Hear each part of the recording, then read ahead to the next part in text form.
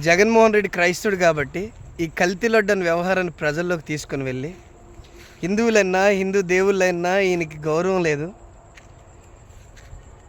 అని హిందూ ఓటర్లందరినీ దూరం చేయాలని కూటమి ప్రభుత్వం చాలా ప్రయత్నం చేసింది, కానీ ఆ ప్రయత్నం ఫలించలేదు. ప్రయత్నం ఫలించకపోగా తిరిగి హెరిటేజ్ పైన పడింది. అది హెరిటేజ్కి 5-6 రోజుల్లో వచ్చిన లాస్ ఎంతో తెలుసా? సుమారు 5,000 కోట్లు. 580 రూపాయలు ఉన్న షేరు ఈరోజు 330 రూపాయలకు పడిపోయింది. దేవుడు ఉన్నాడు అనడానికి ఎంతకంటే నిదర్శనం ఉందా?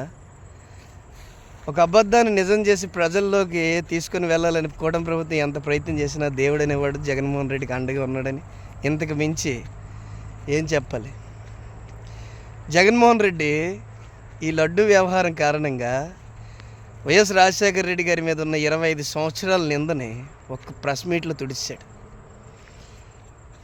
తిరుపతికి 2 కొండలు చాలు, 7 కొండలు ఎందుకని వైఎస్ఆర్ గారు అన్నారని ఇదే చంద్రబాబు నాయుడు గారు చాలాసార్లు ప్రెస్ మీట్లు పెట్టి హిందువులందరికీ కూడా సోషల్ మీడియా లేని టైంలో ప్రజలందరికీ కూడా అబద్ధాన్ని నిజం చేసి చెప్పారు.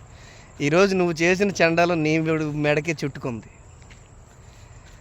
రాజశేఖర రెడ్డి గారు తెచ్చిన జీవనే 7 కొండలు రా బాబు. 2 కొండలు సరిపోవు, 7 కొండలు కావాలి. అక్కడ అన్యమత ప్రచారం జరగకూడదు.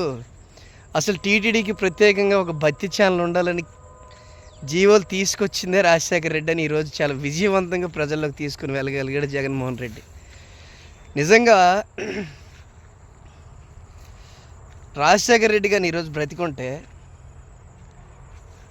కొడుకు చేసిన పనికి ఆయన చాలా సంతోషపడేవాడు.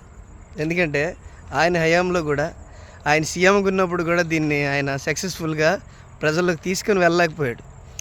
ఈరోజు ప్రతి ఒక్క పండు ముసలి నుంచి ప్రతి ఒక్క చిన్న పిల్లడితో సహా దీన్ని చూసి అర్థం చేసుకున్నారు. Thank you.